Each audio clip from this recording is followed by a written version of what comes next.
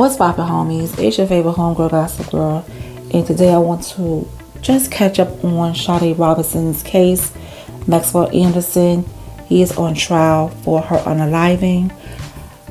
I did part one the other day, but I had got lost with time and I had other things to do. I couldn't continue, so I'm here to catch up now with part two, and I'm going to try my best to put out day 3 and 4 to get caught up completely.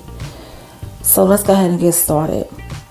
The trial resumed around 1:45 p.m. with Vance Curzon calling Matthew Vandertide, a Milwaukee County Sheriff's Office detective, to the stand. The two have spent almost 30 minutes discussing cell phone data from Sade's phone and what text messages between her and Anderson say. The final texts on her phone were sent to and received from Anderson, aside from one that appeared to be an automated marketing text, Vandertide testified. Vance Curzon had Vandertide walk the jury through a digital spreadsheet of the messages. It showed the date and time and who the messages were sent from, or to. The messages showed the two planning to meet for dinner. Her final text to Anderson asked him if he is inside the restaurant. Under questioning from Ian Vance Curzon, Vandertide testified that around 9 p.m. after the two met at Twisted Fisherman and at Duke's in downtown Milwaukee, Robinson's phone traveled south and west to Anderson's South 39th Street home. It arrived there around 9:20 p.m. and remained there until 12:25 a.m. on April 2nd. At 12:45 a.m. on April 2nd, it went north and east back to downtown. Then it went to north of downtown to Kern Park and Pleasant Valley Park along the Milwaukee River. Jason Feinland, one of Maxwell's lawyers, pushed back on Detective Matthew Vandertide's retracing of the last few hours of activity of Sade Robinson's phone. He questioned whether the phone was in close enough proximity to the cell towers to give accurate information. Jurors reviewed grainy and dark footage of a sedan traveling in the early morning hours of April 2nd near the Cudahy Park, where a severed human leg was found later that day. Milwaukee County Sheriff's Office Detective Nathan Spittlemeister told the stand to discuss the several videos he recovered from public buildings along the lakefront in Cudahy. The video showed the dark sedan traveling around the park and near the pump house from about 2:30 to 4:45 a.m. A camera on the pump house shows an apparent human figure descending the bluff into a tree line towards the lake before disappearing off camera. Lead prosecutor Ian Vance Curzon asked if the jury could stand to review the footage due to most of it being tough to review. The videos are very faint, Vance Curzon said. Nathan replies, correct. On cross-examination, defense attorney Anthony Cotton had Nathan confirm that the footage doesn't prove it's Sade Robinson's car, a 2020 Honda Civic, or show who is driving the vehicle. The footage also doesn't show indistinguishable traits of the driver or the human figure walking in the park. But we know it's him. I think this trial is a waste of time because we all know that he is guilty. But everybody is due a fair trial. I just hate that her family has to go through this. Her mom and the rest of her family has to sit through all this pain and just relive this nightmare and see the pictures and hear the text messages. It's just really sad. Angela Young was Sade Robinson's manager at Pizza Shuttle on Milwaukee's east side. Young testified she was ready to move forward with a raise and new position for Robinson at the restaurant, but found out Robinson didn't show up to work on April 2nd. Young became scared because it seemed out of Robinson's nature and even drove by her apartment in addition to calling her several times. Later that evening, Young went to the police to report Robinson's missing, and police said they would do a wellness check first. The following morning, Young woke up to several calls from detectives prompting her to go to the station to get more information. Judge Laura Crivello dismissed the jury for the day at 4:48 p.m. on May 28th. Per usual, they were told not to discuss the case or review materials while at home. Court will resume at 8:45 on May 29th. Day 3 opened with Deputy District Attorney Megan Newport questioning Milwaukee Police Department Detective Nora Dunnigan. Dunnigan searched Sade's apartment for a welfare check after she was reported missing on April 2nd. She described it as typical college student's home with numerous purses and clothes in the studio apartment. The detective said there was nothing in the apartment that suggested something suspicious happened to her. A friend who worked with Robinson at the Wisconsin club testified that she learned Sade was reported missing. She checked her Find My iPhone app for Robinson's location. It showed the last location of Sade's phone was at Watermont Park. It had not updated since 4 a.m., sometime after she went missing, the friend testified, and the friend presumed that Robinson's phone had died. The friend, who prosecutors asked news media not to ID her or ID the person, said she and Robinson were servers at the Wisconsin club and they spent time doing homework together. The friend could access the location of Sade and several other people through her location sharing iPhone app at all times. She was the strongest, kindest, and charismatic person I've ever met, the friend said. The friend also testified that she helped Robinson set up profiles on 2 dating apps, Tinder and Hinge. Elena Fisher, who described herself as Robinson's best friend since the 4th grade, is the second witness prosecutors have called to the stand to discuss iPhone location data shared between the friends on the trial's 3rd day. Fisher, who is 21, provided screenshots of Life 360 data to the police that showed Robinson traveling through the city the evening of April 1st, 2024, and into the early morning hours of April 2nd, as a previous friend also described Robinson's iPhone last sent a location ping around 4:30 a.m. on April 2nd near Watermont Park.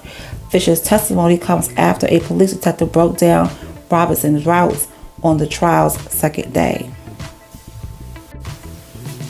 Prosecutor Ian Vance Curzon recalled Milwaukee County Sheriff's Detective Joseph Blanchard.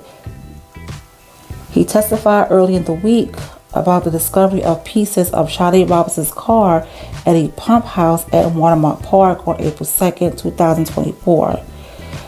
Vance Curzon guided him through a series of images showing Robinson leaving her apartment early in the same dark-colored Honda Civic as it left the complex and drove away.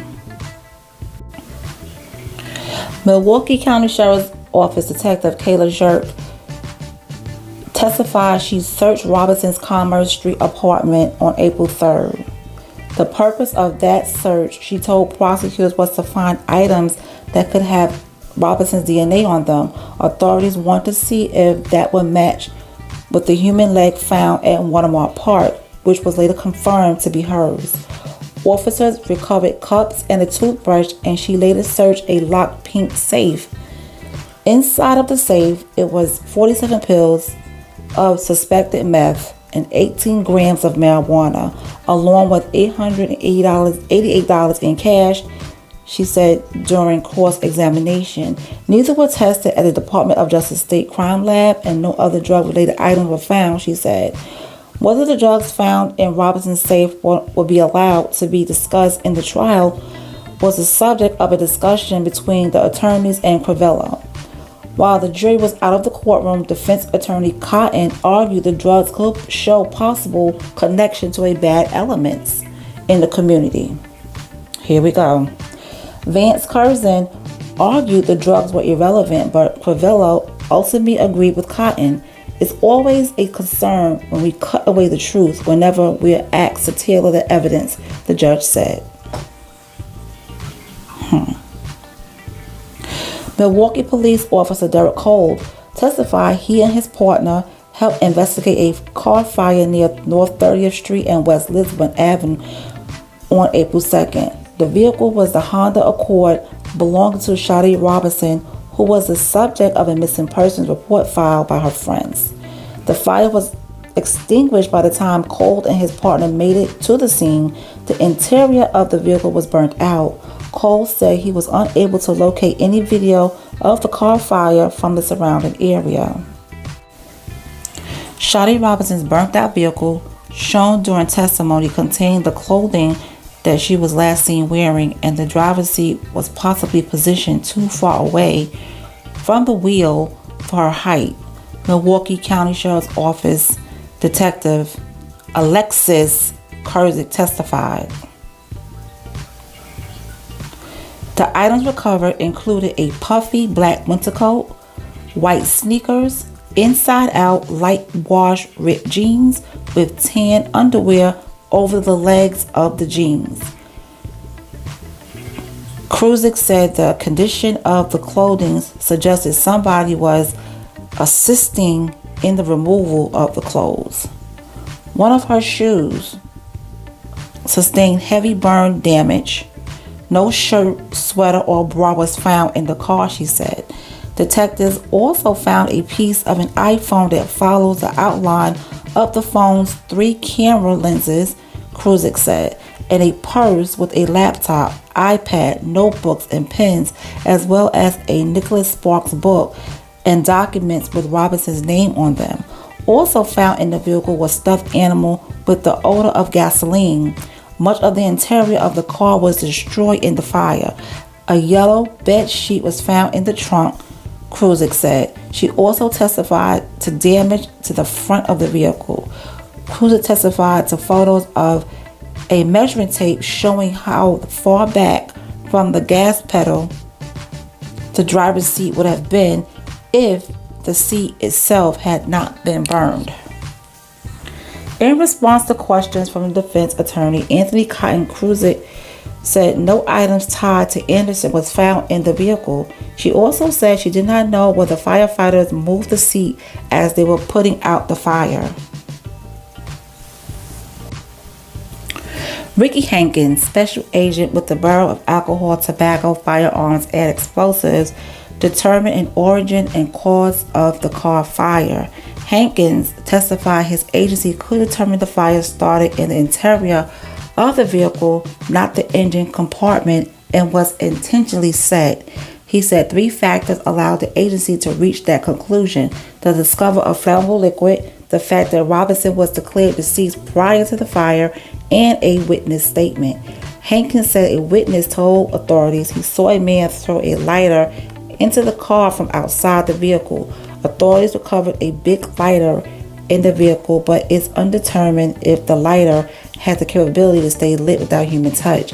After the defense argued that the fire department could have moved the driver's seat, Hankins said there would have been evidence of that during his investigation. Prosecutors recalled Sheriff's Office Detective Joanne Donner to the stand to speak about an experiment she conducted after Sade Robinson's dark blue Honda Civic was found burnt out at 30th in Lisbon. She testified earlier in the week about the discovery of a human leg along the beach line of Watermart. Robinson was 5 feet tall. The driver's seat appeared to have been pulled back, seemingly to accommodate a taller motorist. Maxwell Anderson is 6'1". Okay? Clock that. Joanne Donner took 2 detectives who are roughly the same height as Robinson and Anderson to an auto dealership and photographed each of them in the driver's seat of another Honda Civic. The seat was adjusted to match the configuration of Robinson's car when it was discovered at the fire. The shorter deputy was not able to reach the wheel or pedals. Conversely, the taller deputy appeared to be cramped in the driver's compartment with the seat when the seat was adjusted to fit a shorter motorist. When questioned by defense attorney Anthony Cotton, Donner said she did not test anyone else of another height or body type.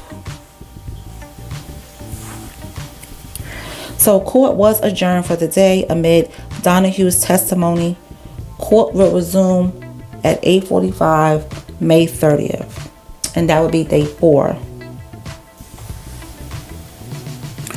Now, jurors reviewed nearby surveillance footage at the time of the car fire, capturing witness discovering the fire, which is off camera, before a human figure wearing a backpack walks on screen from the direction of the car fire. The person walks off camera before one of the witnesses is heard saying, "He did that," and pointing in the person's direction. The witnesses attempted to flag drivers down to connect the fire department. A different surveillance camera captured the subject walking about a block away. Milwaukee Police Detective Casey Donahue testified that the subject appears to be a white male wearing a large tan backpack. So that closes out day 3, and I will continue with day 4. Milwaukee Police Detective Jose Flores testified he was called in to help with the investigation of the discovery of human remains in a playground near 31st and Galena Streets in Milwaukee. He and other detectives fanned out through the wooded area between April 5th and April 6th, 2024. Photos of the scene showed what appeared to be flesh on a bone that were found on a set of train tracks. The findings as large enough for us to take note, Flores said. The medical examiner's office later confirmed it was a human bone, he said. Sade Robinson's mother, Sheena Scarborough, was seen walking out of the courtroom under the arm of a victim services official as a detective recounted the discovery of some of her daughter's remains. Her eyes downcast, a visible stress and distraught. Sheena left the room as Milwaukee Police Detective Casey Donahue testified about the discovery of a foot found against a retaining wall. Images of the foot along the pieces of flesh were being shown to the jury at the time. The victim services worker had her arm around the mother and appeared to be consoling her. She returned to court about 20 minutes later. That is so hard for her to sit through and listen to, and I can only imagine what she was going through at that time. In the days after her disappearance, Robinson's family and friends found a blanket belonging to her at Galena Park. Milwaukee Police Sergeant Cassandra Lindert testified. Lindert was searching the park on April 6, 2024 when family and friends who were conducting their own search of the area approached her with the discovery. Lindert opened up and ID'd the blanket on the stand on Friday. The blanket, which was printed with photos of Robinson and a dog belonging to her family, was not found in an initial search of the park on April 5th, Lindert said. More human remains, including a portion of a leg, were also found a couple feet from the blanket, Lindert said. The remains looked intentionally covered up with leaves, sticks, and a log. I did observe some red spots that appeared to be blood, she said. Wow. Before breaking for lunch until 1:30 p.m., jurors were shown a series of videos showing footage of Robinson's 2020 Honda Civic as it was driven around after prosecutors believed she had been unalive. The videos were collected from various police detectives who were called in to help investigate Sade's disappearance April 2nd. Although shot at different angles and in different light, the car and its body damage seemed distinctive in most of the footage. In one video collected by the police department detective Thaddeus Schimmels, the car is seen heading north on North 27th Street at 4:50 a.m. on April 2nd, and then later at around 5:20 a.m. on North 33rd Street. At around 6:50 a.m., the police was traveling down West Lisbon Avenue. All footage was recovered from the area where Robinson's burned car was found and the park where human remains were subsequently discovered. Both detectives said damage to the front of the vehicle was apparent in the footage, with the passenger rear view mirror hanging off the side.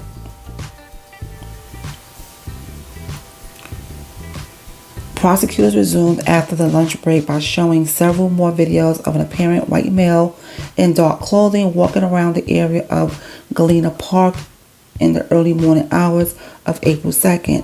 In 3 different video angles of West Walnut Street, the figure is seen walking down the street around 7:30 a.m. In the 3rd video, the figure is wearing a tan backpack.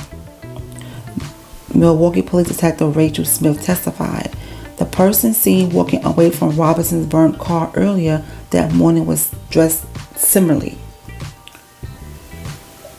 In another video recovered by Milwaukee Police Detective Scott Schmitz, the person is seen boarding an MCTS bus on the corner of North 35th and West Lisbon Avenue around 8:07 a.m. For the defense, Cotton asked if the person was looking over their shoulder or making any suspicious movements. Smith said they were not. Milwaukee Police Detective Ryan Bergman retrieved footage from 2 Milwaukee County Transportation System buses on Route 57 heading West Lisbon and on Route 35 that traveled south on 35th. Video from the 57 bus showed exterior footage on either side of the bus. One angle is captured images of a man wearing a dark hooded sweatshirt carrying a tan backpack. He emerges from between 2 buildings as he walks past 2 women and attempts to cross 35th.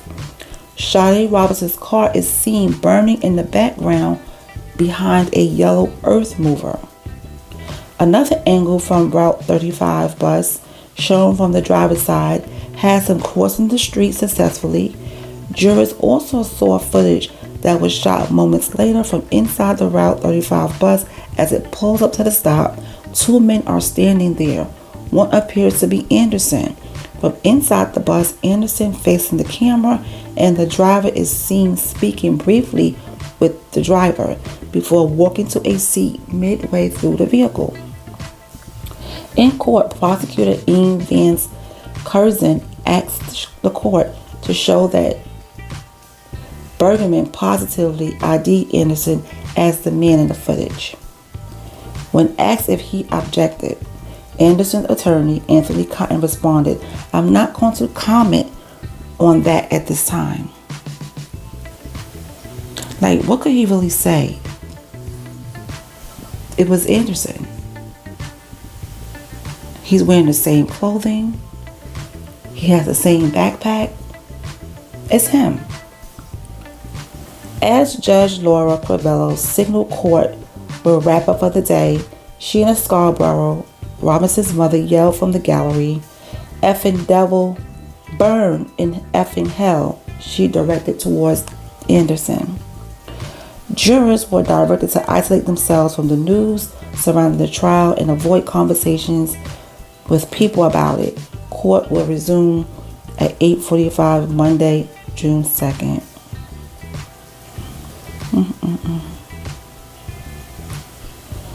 So that is all for right now. We will continue on Monday, June 2nd.